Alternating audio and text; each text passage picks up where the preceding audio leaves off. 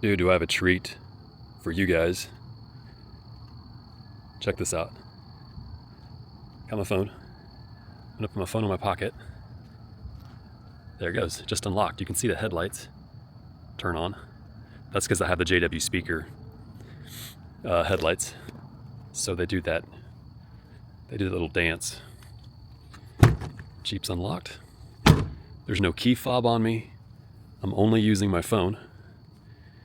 And that's with EASYGUARD.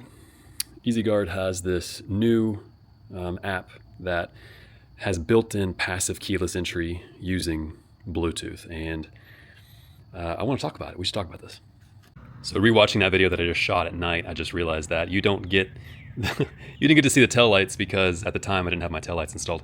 But you got the lock feature from the app. Unlock. And then remote start.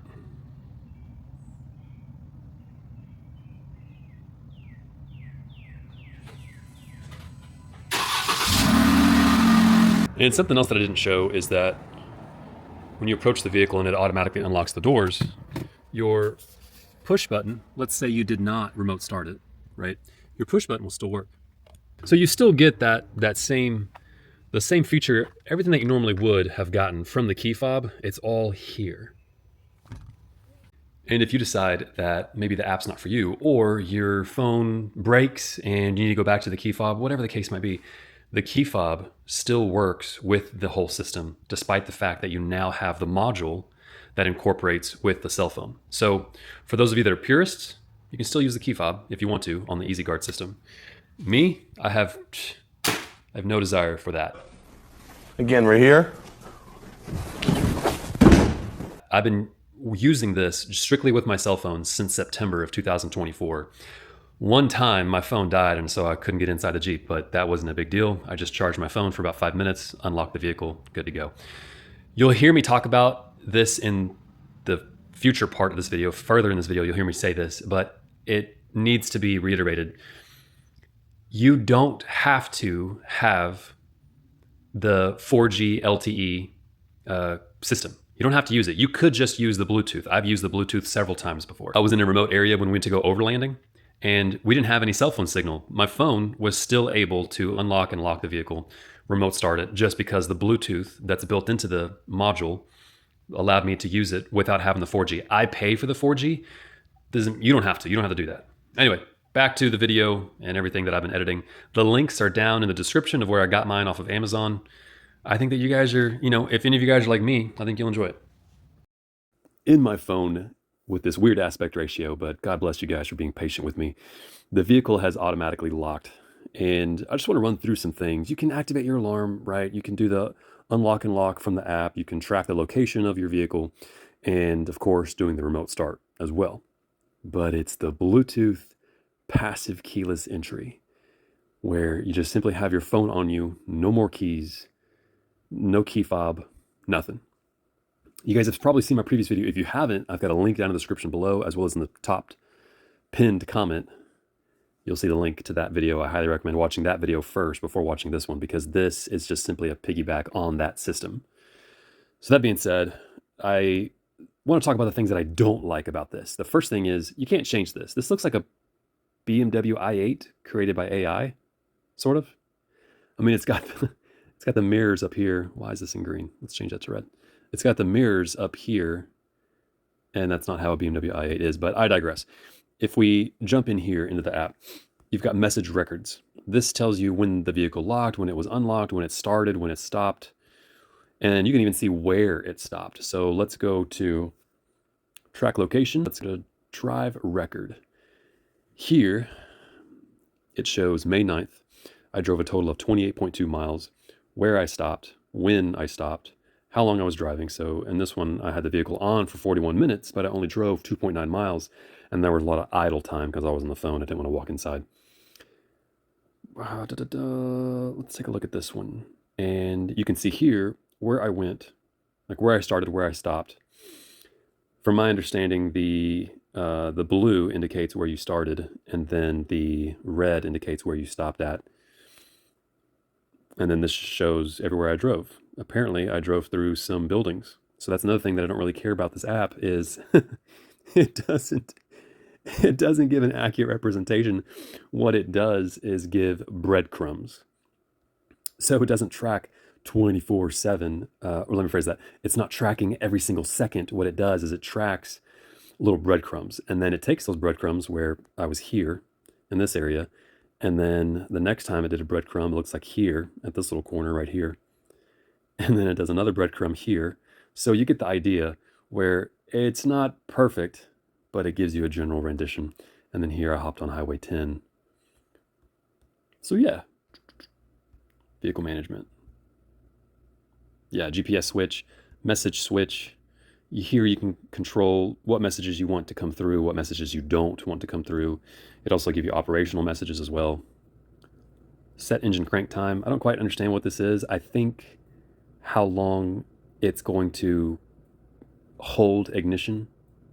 So for example, let's say you take your key, put it inside of the vehicle, and then you go to crank it. Like that cranking position that you hold, I've got mine set to 0 seconds. I haven't had any issues. But some of you that maybe don't have Jeep Wranglers like I do, you might set yours to 0.8 seconds or maybe 1 second, depending upon how long you have to hold that crank down. Now, I have not used a key in quite some time. I've got a push button that I've retrofitted into the Jeep, but that's all thanks to EasyGuard. And of course, you guys have seen that in the previous video. If you haven't, again, like I've mentioned earlier, there's a link down in the description, as well as in the pinned comment at the very top in the comment section. The time zone, that doesn't work worth a shit, by the way. I changed my UTC to 5, which is me here Central Standard Time. I'm UTC dash, or I should say UTC -5, but it's always off by 2 hours for some reason, at least in the notification panel. In the app, it's not. In the app, it's not off. The functional configuration, it's used to configure whether the main interface function icon is displayed. Yeah, I don't know what this does. Parameter setting. I don't know what the parameter setting does. Dial code 6, dial code 7. There's a bunch of dial codes. There's 16 dial codes. No idea what that is. Used to configure host-related parameters such as dial code. Yeah, cool. Fuel line control. Dude, I haven't even touched this. Couldn't tell you what that does. Vehicle transfer, no idea because I only have one vehicle. Modification of vehicle information. Well, I just named mine GP. And then the delete vehicle, which I won't do. Do that through here. Ah, yeah, the Bluetooth. This part right here, this is what they call the comfort access. In fact, those of you that have ever had a BMW like I have, you guys are very familiar with comfort access. Comfort access is the remote key fob that allows you to walk up to your vehicle, put your hand on the door, and it automatically unlocks. And then when you say you close your door, you want to leave the vehicle, you just put your index finger or one of your fingers on the door handle and it automatically locks the vehicle. That's what they're calling Bluetooth comfort access, which doesn't require touching the door handle at all. It's essentially PKE, passive keyless entry. You walk up, it automatically unlocks. You walk away, it automatically locks. But here is where you control the sensitivity of all that.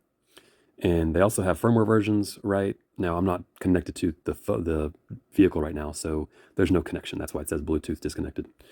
But if I were near the vehicle, then I would be able to do the firmware update. Setting the sensing distance, mine is currently set to -50, and lock is set to -55. But you can play with that, right? So if you've seen my previous vehicle, if you've seen my previous video, my original video on EasyGuard, then you know what I'm talking about, where you might be in this fringe area and it starts locking and unlocking, and then locking and unlocking right in this weird fringe area, and that can get annoying. So like if you're talking to someone, you're just standing by your vehicle, for example. Here you can set that sensing distance, which is quite nice. I like that a lot. The Bluetooth disconnect automatic locking, you always want that to be turned on. Now, since I'm not close to the vehicle, it's not lit up green. If I were close to the vehicle, it would have automatically already been lit up green. You want that to be turned on, along with the inductive switch. I don't know what inductive switch means, but what works for me is my inductive switch has to be green and lit, and my Bluetooth disconnect automatic locking also has to be green and lit. The inductive detection time, I don't really know what that is. I'm not sure. I think mine's set to 3. Like if I was near the vehicle, you would be able to see that mine's set to 3. I think that's pretty much it here, right? Module. This was already set whenever I opened up the app. Yeah, that pretty much runs through everything. General settings. Did we talk about this? No, maybe we didn't talk about this. So you could do a gesture password, which is basically like a code like this, right? Like you could do a little code thing here. Let's see if I turn that on. Yeah, there it is. Right, like you could do this whole deal there. I really don't want to do that, so I don't have a gesture password. But that gesture password would pop up whenever you launch that app. So let's say you've got one phone and you and your spouse share one phone, but you don't want her to have access to your vehicle for some reason, then you could set up a gesture password. I don't really know why anybody would use that, but it's an option. Or if you're one of those people that you leave your phone unlocked all the time, but you don't want people to have access to your vehicle through the app, then you can have gesture unlock. Login device management. Yeah, I guess this is just showing the last time it was used from my phone. I guess. I haven't really been in here. I haven't played with this a whole lot.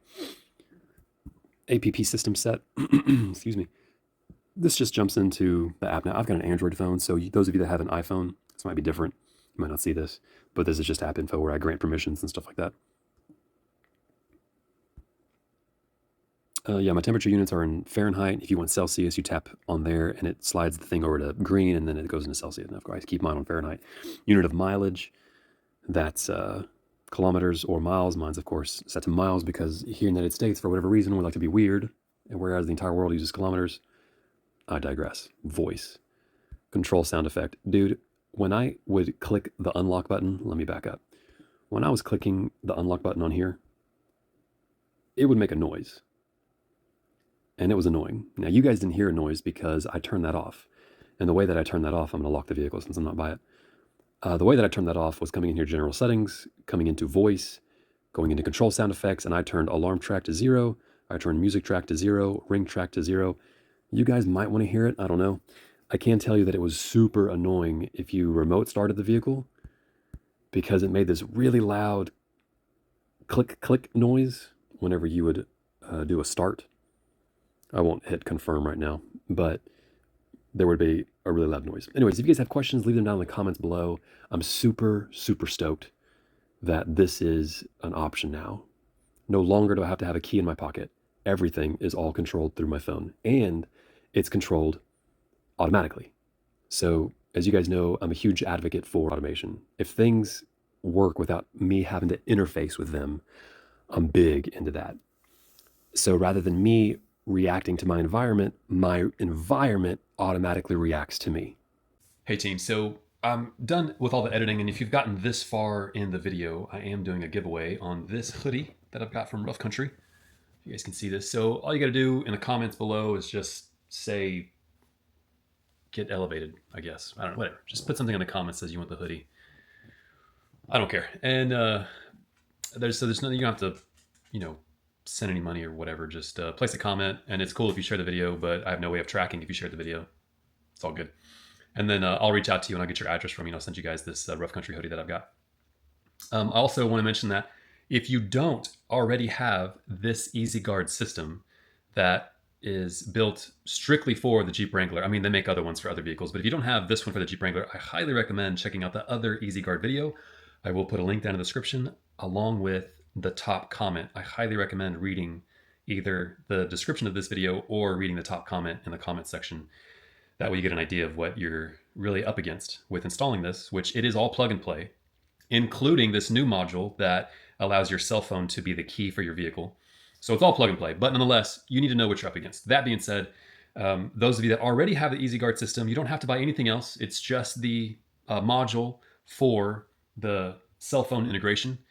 And then if you decide that you want to be able to lock or unlock your vehicle or remote start it from anywhere in the world, let's say you're out of Bluetooth range, then you're going to also want to pay for either getting like T-Mobile or getting, Mint Mobile? I've got Mint Mobile. I'm using Mint Mobile. But if you don't already have the EasyGuard system, then you'll need the EasyGuard system and then the cell phone module thing, attachment, whatever. Man, words are hard. English isn't my first language. Guys, leave your questions down in the comments below and I'll get to them sets eventually. I don't know. This isn't my full-time job. It'd be pretty cool if it was. Love you guys.